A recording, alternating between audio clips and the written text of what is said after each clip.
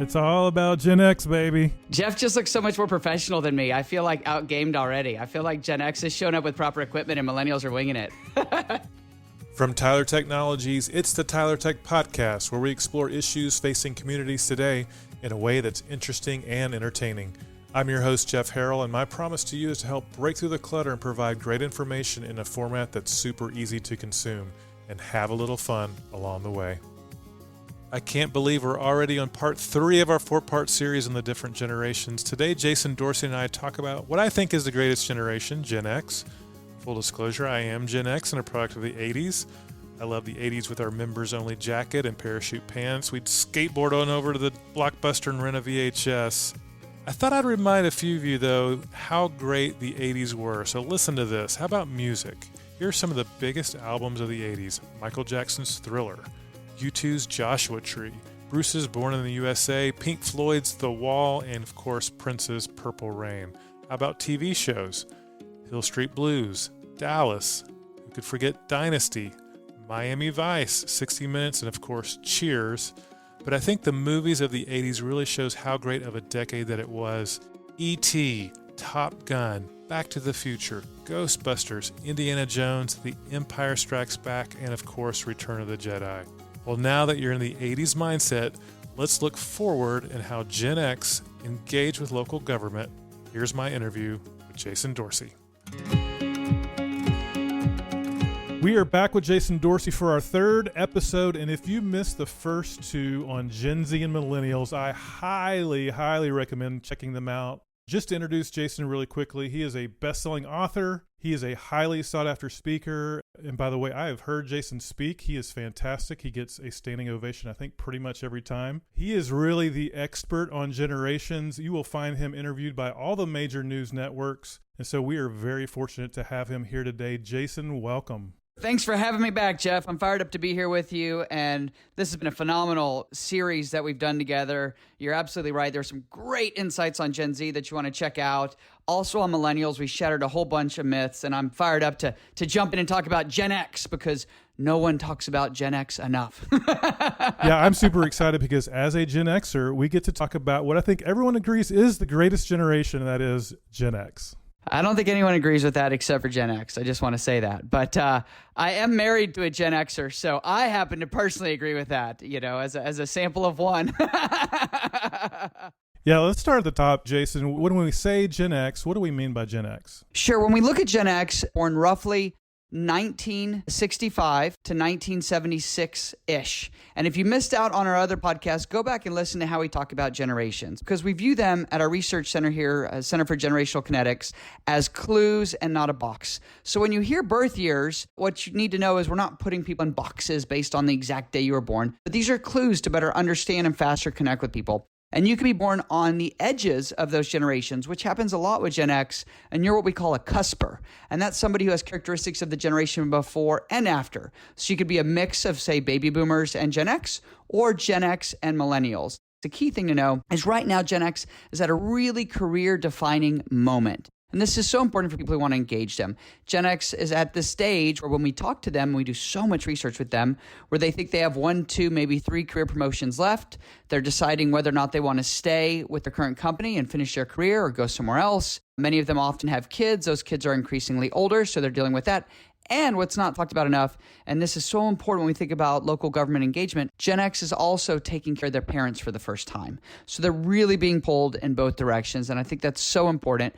Important life stage for Gen X, important career moment for Gen X, and their generation that we should be talking about enough. There are a lot of stereotypes about Gen X. What's the number one myth that you think we need to kind of debunk around Gen X?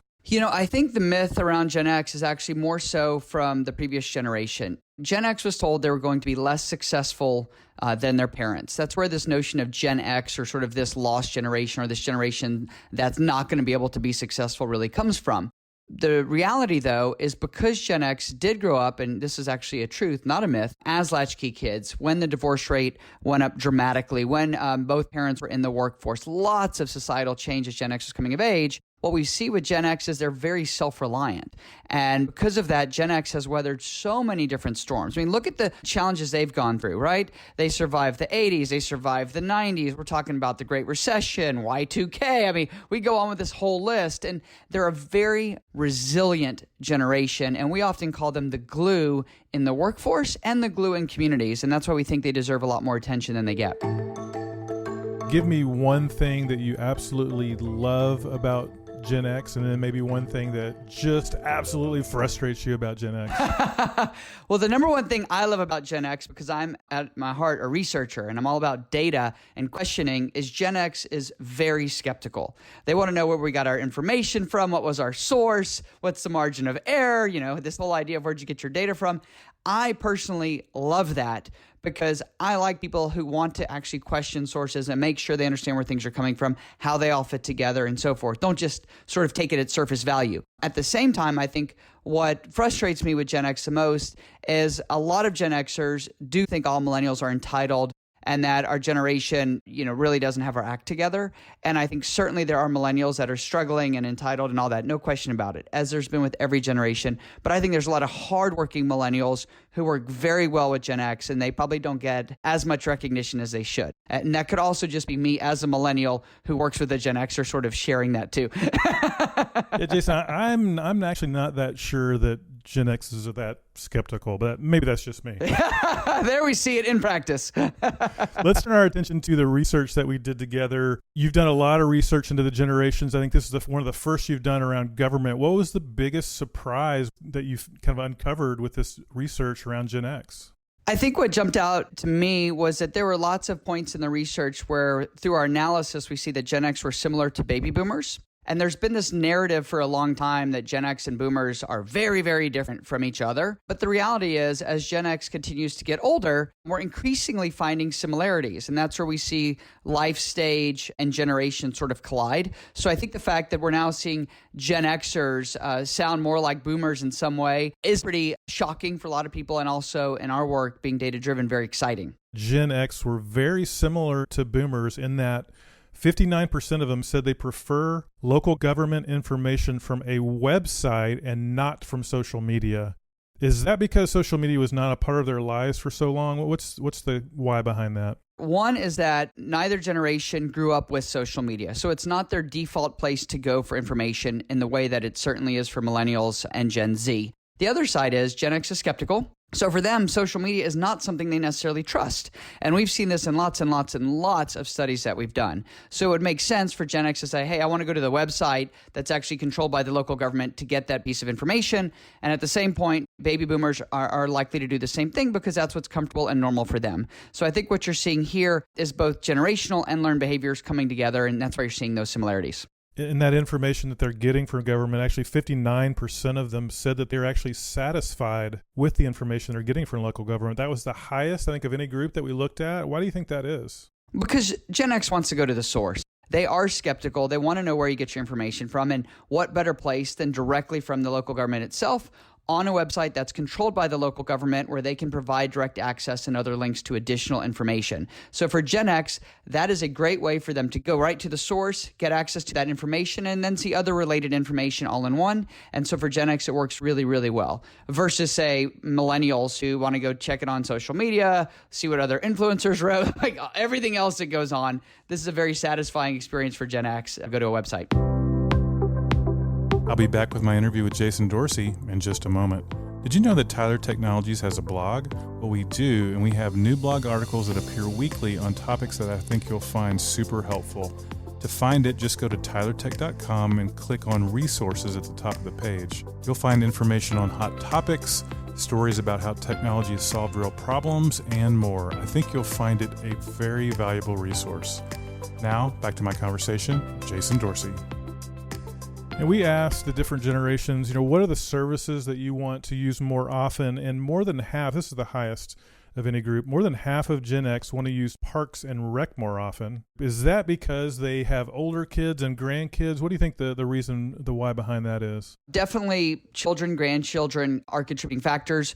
We also see, candidly, Gen X getting older and feeling like quality of life is now very important. So that's going out, being outdoors, doing something, a little bit athletic, whether that's physical activity and actually exercising or just going for a long walk. So they're sort of getting to that life stage where it's important for them to go and think about their health. So we're seeing more of that along with making memories rather than material things being a focus. So all of that sort of goes together to say that Gen X is a group that really is engaging in Parks and Rec more. We think that will continue, by the way. So even though we're skeptical, we rate government high across the board. 84% say government serves them well, and 73% say government engages them well. Why do you think Gen X rates government so high? Well, that one was definitely a big surprise for our research team. Normally Gen X doesn't rate anything high. So for them to say, generally across the board, that they rated it very high, that was something unexpected and a surprise for us. My belief on that, and I talked to our researchers about it, is again, it's comfortable for them to engage with government in the way that government has been engaging with them through technology, particularly via websites. And Gen X also remembers how painful it was before technology, right? So for them, rather than having all these coming of age experiences where you had to go meet in person and do that type of thing, Gen X was there, remember, at the rise of the PC and all this. So they were there at the moment when they remember how hard it was to engage with government before technology and how great it is compared to that versus millennials and Gen Z who don't have any recollection of that. All they go is, why is this not faster, easier, simpler? And Gen X is going, oh, you should have seen it before. So I do think there's higher satisfaction tied to that. One of the stats I thought was very interesting is that Gen X rated economic and community development way higher in importance than any other group did. Is that because you think they're starting to see retirement on the horizon and want to maximize the remaining years they have to work? There's definitely a recognition that their timeline to continue working is finite. I think part of that's being driven by their parents actually struggling financially. As they look ahead, they're now having to support their parents in ways that many of them did not think they would. And their parents oftentimes have outlived, unfortunately, their savings or different backstops. So that's happening. And what we're saying is that they really think Gen X thinks economic development is very important, and they think it will continue to be important. And so I think that this is really representative of their life stage, what they've been through. And remember, these recessions and recoveries that they've been through.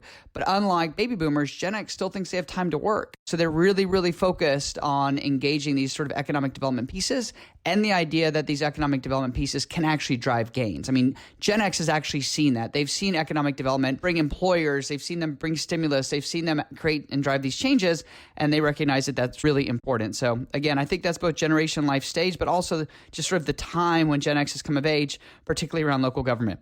This was a stat that I thought was very interesting. 81% of Gen X said better technology would go a long way towards helping local government. Better technology. Is that interesting to you like it was to me, Jason?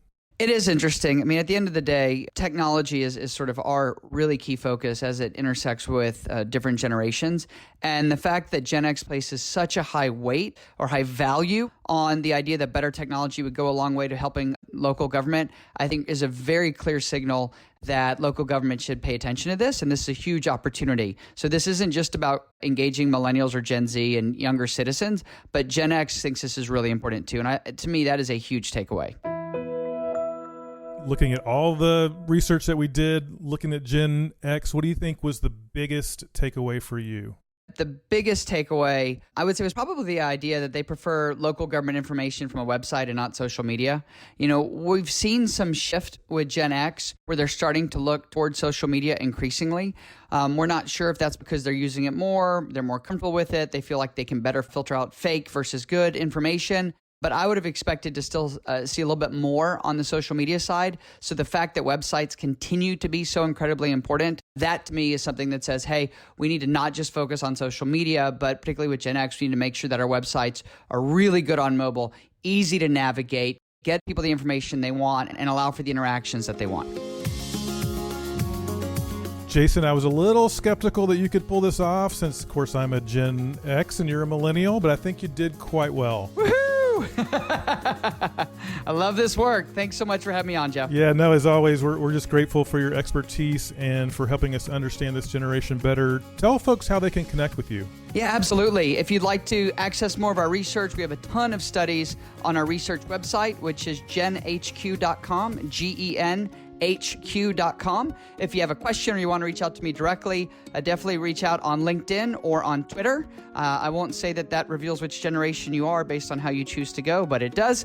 So those are definitely available there. And you can also reach out to me directly through our website. We have lots of videos on my personal website, which is jasondorsey.com, jasondorsey.com. Would love to see you there. Awesome, Jason. And next time we will have our final of our 4-part series. We will talk about baby boomers. Woohoo! Here come the boomers. Looking forward to it. Yeah, I can't wait. Until next time, Jason, thanks so much again, and be well, my friend. Thank you so much, Jeff. It's been awesome. Well, thanks as always for listening, and please continue to give us feedback. As a Gen Xer, I need the validation, and please give us a review. You can also email me directly at podcast@tylertech.com. I've actually had some really good ideas on future podcasts and lots of opinions on the best Adele song, which of course is someone like you. Hey, next time is the last of our 4-part series on the generations. We'll look at baby boomers. Until then, thanks for listening, and we'll talk to you soon.